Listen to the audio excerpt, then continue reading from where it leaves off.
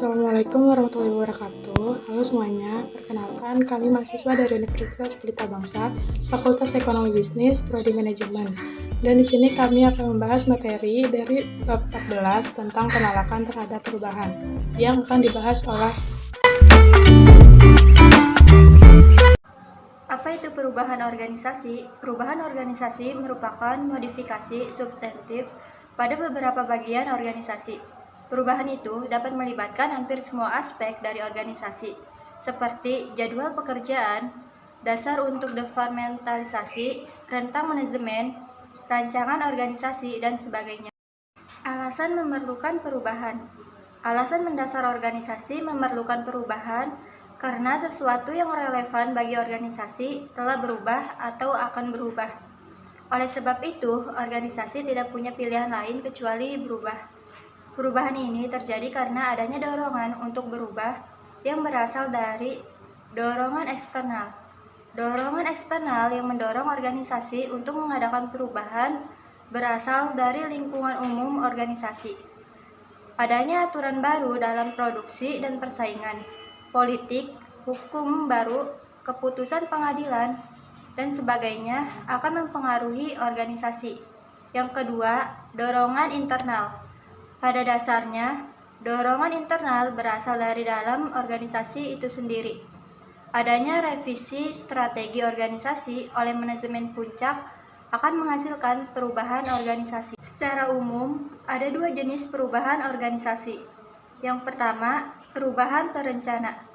Perubahan terencana adalah perubahan yang dirancang dan diimplementasikan secara berurutan dan tepat waktu sebagai antisipasi dari peristiwa di masa mendatang. Yang kedua, perubahan reaktif. Perubahan reaktif adalah suatu respon terhadap peristiwa ketika muncul. Langkah-langkah komprehensif dalam proses perubahan. Ada 7 langkah komprehensif yang ditempuh dalam proses perubahan organisasi, yaitu yang pertama, mengenali kebutuhan akan berubah. Kedua, menetapkan tujuan perubahan. Yang ketiga, mendiagnosis apa yang menyebabkan perlunya dilakukan perubahan. Keempat, memiliki teknik perubahan yang sesuai untuk mencapai tujuan. Kelima, merencanakan implementasi untuk perubahan. Keenam, mengimplementasikan perencanaan perubahan. Ketujuh, mengevaluasi perubahan dan tindak lanjut. Penolakan terhadap perubahan, resistansi atau penolakan pada perubahan. Perubahan pada dasarnya diupayakan untuk membuat keadaan menjadi lebih baik. Namun, pada kenyataannya tidak setiap perubahan akan mendapatkan dukungan. Ketidaksetujuan atau bahkan pertentangan yang dilandasi oleh berbagai alasan mengharuskan mereka yang berjuang untuk perubahan perlu memahami hal berkenan dengan revisi dan keyakinan. Ada beberapa pengelompokan reaksi dan bagaimana cara mengatasinya menurut Kruger. Yang pertama, oponen memiliki sikap dan perilaku negatif pada perubahan. Golongan ini perlu dikendalikan dengan management of perception and belief. Yang kedua, promoter memiliki sikap dan perilaku negatif pada perubahan. Mereka mendapat keuntungan dari perubahan dan pasti akan mendukung perubahan tersebut. Yang ketiga, hidden opponents memiliki sikap dan perilaku negatif pada perubahan, namun seolah-olah mendukung perubahan tersebut. Pada golongan ini perlu dikendalikan dengan manajemen of perception and belief dengan isu manajemen. Yang keempat, potential promoter memiliki sikap positif pada perubahan, namun belum terlalu yakin. Golongan ini perlu dikendalikan dengan power and politic management. Alasan penolakan terhadap perubahan seperti yang diungkapkan oleh Robbins, Krittner, dan Kinnicky berikut ini. Pada dasarnya, manusia adalah makhluk yang hidup dari kebiasaan. Yang dibangunnya, kebiasaan ini akan lebih mempermudah manusia untuk menjalankan kehidupannya yang sudah cukup kompleks. Saat dihadapkan pada perubahan, maka manusia akan cenderung untuk enggan melakukan penyesuaian atas kebiasaan selama ini ia lakukan, seperti yang pertama, ketakutan terhadap munculnya dampak yang tidak diinginkan. Karena perubahan membuat seseorang bergerak dari situasi yang ia ketahui menuju pada situasi yang tidak diketahui. Yang kedua, faktor-faktor ekonomi. yang dapat menjadi penyebab munculnya resistensi terhadap perubahan.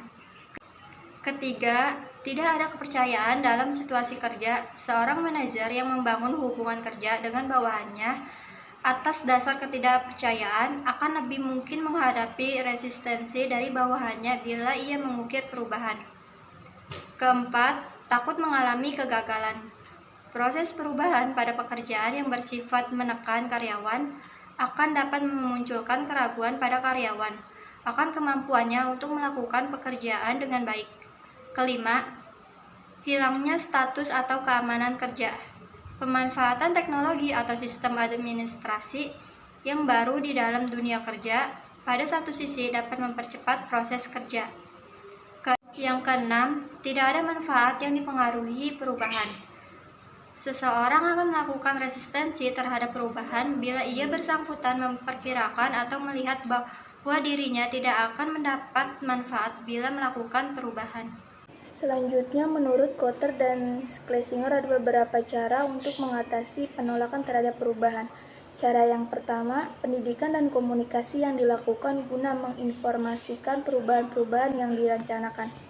Cara yang kedua, partisipasi dan keterlibatan dalam perancangan perubahan supaya memiliki rasa tanggung jawab dalam pelaksanaannya.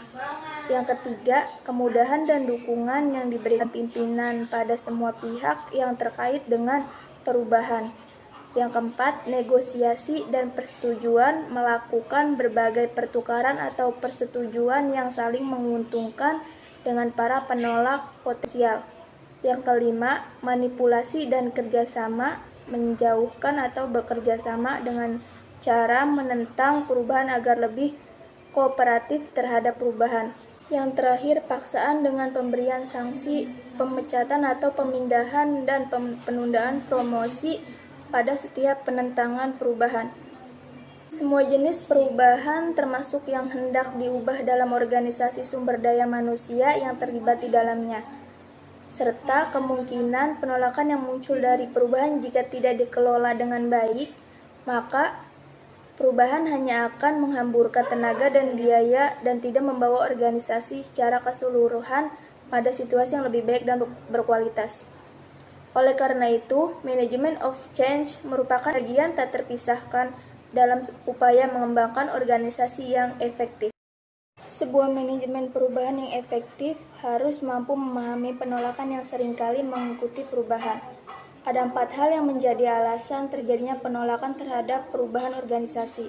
Yang pertama, ketidakpastian. Takut akan sesuatu yang diketahui karena sebagian besar perubahan tidak mudah diprediksi hasilnya. Dengan kata lain, kondisi sekarang sudah pasti, sedangkan kondisi nanti setelah perubahan belum pasti. Maka orang akan cenderung memilih kondisi sekarang dan menolak perubahan. Yang kedua, kepentingan pribadi yang terancam. Yang ketiga, perbedaan persepsi. Kita mengetahui bahwa manusia seringkali mempersepsi hal yang sama dengan cara yang berbeda-beda.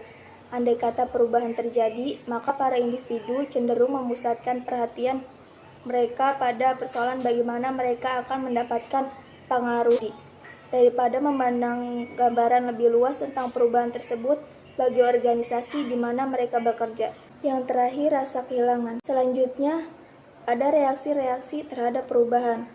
Yang pertama, orang mungkin menyangkal bahwa perubahan sering terjadi. Bila ini terjadi, organisasi kemungkinan akan terus kehilangan efektivitasnya. Yang kedua, orang mungkin mengabaikan perubahan. Manajer menangguhkan keputusan dengan harapan bahwa masalah yang terjadi akan hilang dengan sendirinya. Yang ketiga, orang mungkin akan menolak atau mungkin menentang perubahan karena berbagai alasan manajer dan karyawan. Yang keempat, orang mungkin menerima perubahan dan menyesuaikan diri dengan perubahan tersebut. Yang terakhir, orang mungkin mengantisipasi perubahan dan merencanakannya seperti banyak yang dilakukan perusahaan-perusahaan progresif. Adapun cara untuk mengatasi penolakan terhadap perubahan. Yang pertama, partisipasi. Partisipasi seringkali merupakan teknik yang paling efektif untuk mengatasi penolakan terhadap perubahan. Karyawan yang berpartisipasi dalam perencanaan dan berpartisipasi dalam menerapkan suatu perubahan lebih dapat memahami alasan dari perubahan tersebut. Ketidakpastian dapat dikurangi, kepentingan pribadi dan hubungan sosial tidak terancam. Dengan memiliki suatu kesempatan untuk mengekspresikan ide, mereka mengonsumsi dari orang lain. Karyawan lebih mungkin untuk menerima perubahan dengan baik. Yang kedua, pendidikan dan komunikasi. Mendidik karyawan mengenai kebutuhan akan perubahan dan hasil yang diharapkan dari suatu perubahan yang harus dikurangi karena mereka. Jika terdapat komunikasi yang terbuka dan komunikasi tersebut dipertahankan selama proses perubahan, ketidakpastian dapat diminimalkan. Yang ketiga, fasilitas. Jadi jika anggota organisasi merasa takut atau cemas terhadap perubahan yang diterapkan, lakukan konsultan. Berikan juga pelatihan-pelatihan terkait peningkatan kemampuan individual. Tujuannya untuk mengurangi tingkat penolakan terhadap perubahan. Yang keempat, analisis bidang kekuatan. Walau analisis bidang kekuatan mungkin terdengar seperti sesuatu yang berasal dari film Star Trek, analisis ini dapat membantu mengatasi perubahan terhadap perubahan. Dalam hampir semua situasi perubahan, berbagai kekuatan bertindak mendukung dan menolak perubahan. Untuk mendorong perubahan, manajer mulai mengumpulkan setiap rangkaian kekuatan dan kemudian berusaha untuk mempengaruhi keseimbangan sehingga kekuatan yang memfasilitasi perubahan lebih besar daripada kekuatan yang menolak perubahan. Penting untuk berusaha mencoba setidaknya beberapa kekuatan yang melawan perubahan. Pada umumnya ada 3 bidang yang meliputi terjadinya perubahan dalam organisasi. Yang pertama, struktur dan rancangan organisasi. Yang termasuk ke dalam bidang ini adalah rancangan pekerjaan, departementalisasi, hubungan pelaporan, distribusi otoritas, mekanisme koordinasi, struktur lini staf, rancangan keseluruhan, budaya, manajemen sumber daya manusia.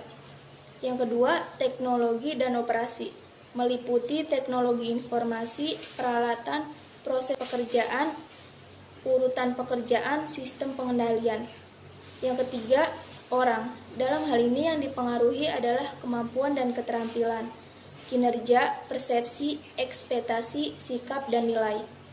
Selanjutnya, ada alasan utama resistensi terhadap perubahan. Resistensi atau penolakan pada perubahan pada umumnya akan terjadi ketika ada sesuatu yang mengancam nilai seseorang atau individu. Ancaman tersebut bisa saja real atau sebenarnya hanya suatu persepsi saja. Dengan kata lain, ancaman ini bisa saja muncul dari pemahaman yang memang benar atau perubahan yang terjadi, atau sebaliknya karena ketidakpahaman atas perubahan yang terjadi. Alasan orang melakukan perlawanan terhadap perubahan yang pertama, takut terhadap kemungkinan yang tidak diketahui. Perubahan berimplikasi pada ketidakpastian, dan ketidakpastian adalah sesuatu yang tidak memberikan kenyamanan. Ketidakpastian berarti keraguan atau ketidaktahuan terhadap apa yang mungkin akan terjadi. Ini dapat menimbulkan rasa takut dan menolak perubahan menjadi tindakan yang dapat mengurangi rasa takut. Yang kedua, takut akan kegagalan. Perubahan mungkin menuntut keterampilan dan kemampuan di luar kapabilitasnya. Resistensi terhadap pendekatan atau strategi baru kemudian muncul karena orang mengetahui bagaimana operasionalisasinya. Sementara mereka merasa tidak memiliki keterampilan baru atau perilaku baru yang dituntut. Yang ketiga, tidak sepakat dengan kebutuhan akan perubahan. Anggota organisasi merasa bahwa langkah yang baru adalah langkah yang salah dan tidak masuk akal. Yang keempat, takut kehilangan sesuatu yang bernilai baginya. Setiap anggota organisasi tentu ingin mengetahui bagaimana dampak perubahan pada mereka. Jika mereka merasa yakin bahwa mereka akan kehilangan sesuatu sebagai hasil dari penerapan perubahan, maka mereka akan menolak. Yang kelima, enggan meninggalkan wilayah yang sudah nyaman. Seringkali orang merasa takut menuruti keinginan melakukan hal baru, karena akan memaksa mereka keluar dari wilayah yang selama ini sudah nyaman. Melakukan hal baru juga mengandung sejumlah resiko tentunya. Yang keenam, keyakinan yang salah. Tidak sedikit orang merasa yakin bahwa segala sesuatu akan selesai dengan sendirinya, suatu saat tanpa melakukan apapun. Sebenarnya hal demikian sekadar untuk memudahkan diri sendiri dan menghindari dari resiko. Yang ketujuh, ketidakpahaman dan ketiadaan kepercayaan. Anggota organisasi menolak perubahan ketika mereka tidak memahami implikasinya dan menganggap bahwa perubahan bisa jadi hanya akan lebih banyak membebani daripada apa yang dapat diperoleh. Situasi demikian terjadi apabila tidak ada kepercayaan antara pihak yang mengusulkan perubahan dengan para anggota organisasi. Yang terakhir, ketidakberdayaan atau inertia. Setiap organisasi bisa mengalami suatu kondisi ketidakberdayaan pada tingkatan tertentu, dan karenanya mencoba mempertahankan status quo. Perubahan memang membutuhkan upaya, bahkan seringkali upaya yang sangat serius dan kelelahan pun bisa terjadi. Penanggulangan penolakan terhadap perubahan, yaitu yang pertama, pendidikan dan komunikasi.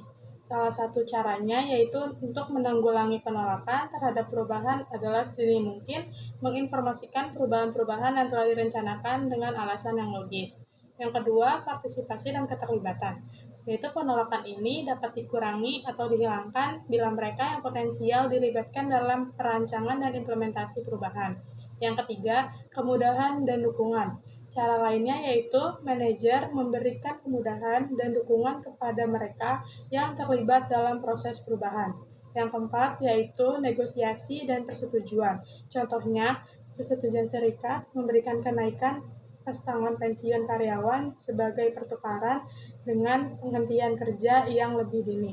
Yang kelima, manipulasi dan bekerja sama, yaitu dilakukan dengan memanipulasi kejadian-kejadian yang ada melalui pemberitaan informasi secara selektif atau urutan kejadian dengan sengaja. Yang keenam, yaitu paksaan implisit dan eksplisit, yaitu dilakukan dengan ancaman PHK, penundaan promosi, dan lain sebagainya. Bisa juga memindahkan ke ladang yang kering. Bagaimana sih caranya mengatasi penolakan perubahan dalam organisasi? Yaitu yang pertama dengan cara edukasi, komunikasi, dan sosialisasi. Untuk mengkomunikasikan alasan yang logis mengenai diperlakukannya perubahan dapat mengurangi penolakan atau resistensi dari karyawan. Yaitu yang pertama, adanya komunikasi yang jelas dapat mengurangi dampak dari informasi yang kurang tepat dan komunikasi yang buruk. Yang kedua, komunikasi yang baik dapat menjual alasan untuk perubahan dengan mengemas komunikasi tersebut dengan baik.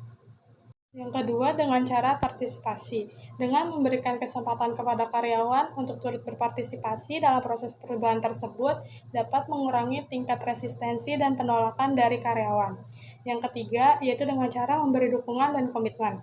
Yaitu dukungan dan komitmen perusahaan kepada karyawan sangatlah penting dalam proses perubahan untuk dapat meminimalisir rasa takut dan kecemasan dari karyawan. Yang keempat, dengan membangun hubungan yang positif, yaitu karyawan yang akan lebih bersedia untuk menerima perubahan apabila karyawan memiliki kepercayaan terhadap manajemen yang menerapkan proses perubahan.